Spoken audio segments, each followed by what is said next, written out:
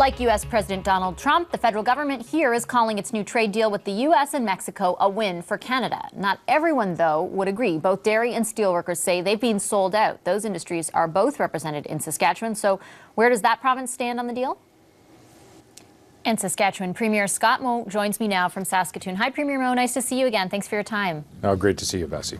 Premier, I remember after your recent meeting with the Prime Minister I think it was the middle of last month, you expressed concern over the government's edict that no deal was better than a bad deal. Are you glad that the Fed signed this deal?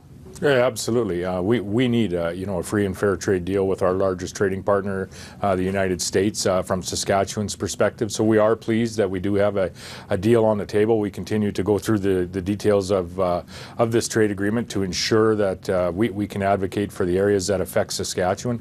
But we are happy to preserve the access with our largest trading partner. I know that you have mentioned right after the deal was signed that you had concerns over the 232 tariffs on steel and aluminum. Would you have held out on signing the deal until we were granted exemptions from those tariffs? Ideally, yes, but we need to continue to work with the U.S. We need the greater access into the U.S. market, both from an import perspective as well as an export perspective. And we need to work very vigorously with our federal government and our counterparts in the U.S. now to ensure that everyone realizes that Saskatchewan, which is and Canada, are not in any way should they be included under Section 232. These tariffs need to be removed as soon as possible.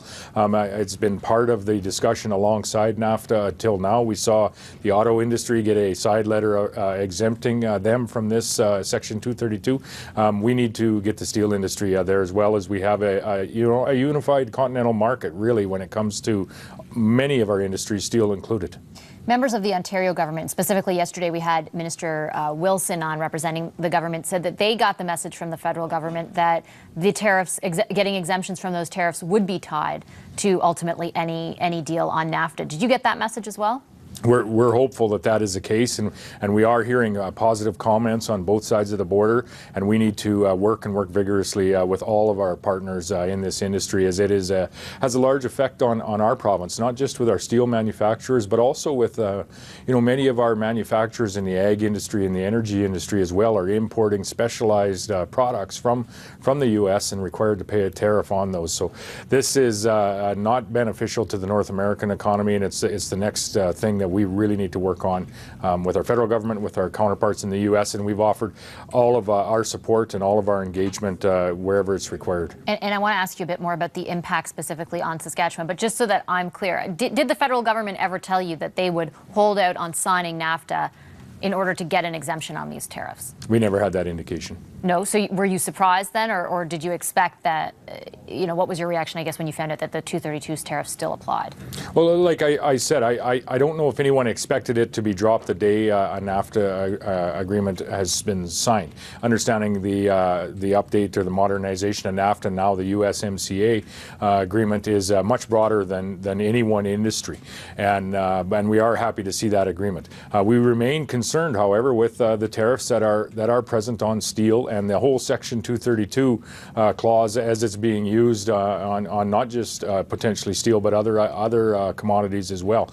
This is a great concern to our economy, and it is having an impact on our economy as we speak, and ultimately potentially could have an impact on jobs in our province. And so it's very concerning for us and something we continue to engage on. In the call yesterday between yourself, other premiers, and the Prime Minister, was there any timeline, any sort of clarity given to you on the 232 issue? The conversations as we see them with industry, with our counterparts, our federal government here in our nation, our counterparts across the 49th parallel, seem positive and seem as positive as they have been for quite some time. So we remain hopeful that we are headed in a good direction, and we're headed there quick and headed to an environment where these tariffs will be lifted. This is an important discussion for our nation and our continent. Has there, beyond the uncertainty and the sort of fear of potential job losses and things along or of that nature, has there been a tangible impact, like a measurable impact of the tariffs in your province? Have there been job losses, a specific number, that kind of thing? We have not had job losses yet, as everyone has been able, I think, to compensate to some degree and to ship maybe a little bit less now and and look at shipping a little bit more of that product later on in light of the hopeful lifting of this tariff. So I don't think the job losses have been direct as of yet, but the competitiveness of the economy as a whole, and I say the economy across North America, is being affected. And I think the access to very specialized products as well is being affected. Listen, a lot of the pipe that is built right here in Regina, Saskatchewan, ends up in the Permian Basin down in the the southern U.S. and there are pipeline projects down in the southern U.S. right now. They're building many thousands of kilometers of pipeline projects down there that are waiting for pipe to come out of Saskatchewan here. So it is imperative that we do move forward soon. Before I let you go, Premier, I have to ask, there was an election a few provinces over last night. Have you had a chance yet to speak with your newest provincial counterpart, I guess we could call it, Mr. Legault?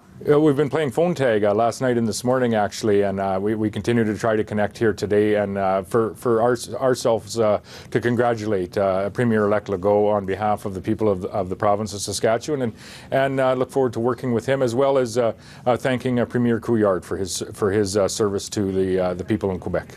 Okay, I'll leave it there. Thanks a lot, Premier Moe. Take care. Appreciate it.